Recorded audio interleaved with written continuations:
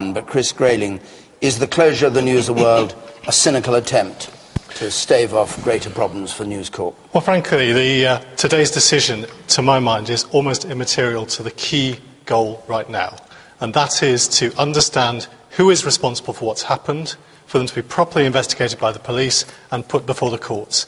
I think on Monday, when we learnt about Millie Dowler, and since then the revelations about victims of the London bombings, about the families of soldiers in Afghanistan, this whole affair went to a level that's beyond anything else we've countenanced. It is appalling.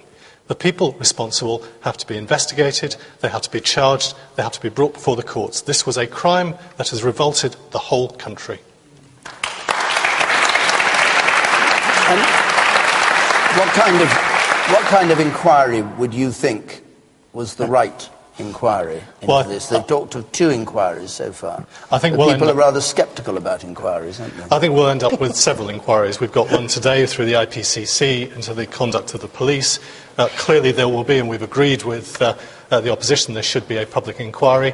Right now, the important inquiry is... Forgive me, Chris. Would you accept tonight, in front of this audience, that because of the relationship between politicians and the journalists, there needs to be a judge heading that inquiry that has the capacity to compel witnesses to appear before the inquiry? It's a very simple question, yes or no. Including politicians. Well, including politicians. Yeah. David Cameron has said he will sit down with your leader, Ed Miliband, and agree what form that inquiry should take. Right now, the inquiry I'm concerned about is the police. And it may we've got a question about it. It may very well be a judge-led inquiry. Yeah. But let us sit down on a cross-party basis and decide what the best way to carry out the inquiry is. There should be a full public inquiry, and I think Shirley's right.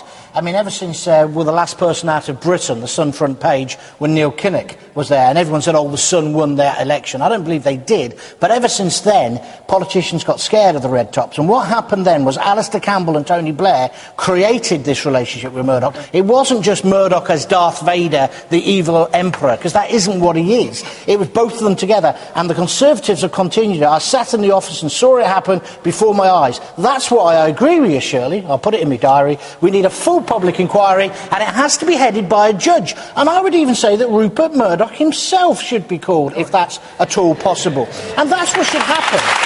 Hugh.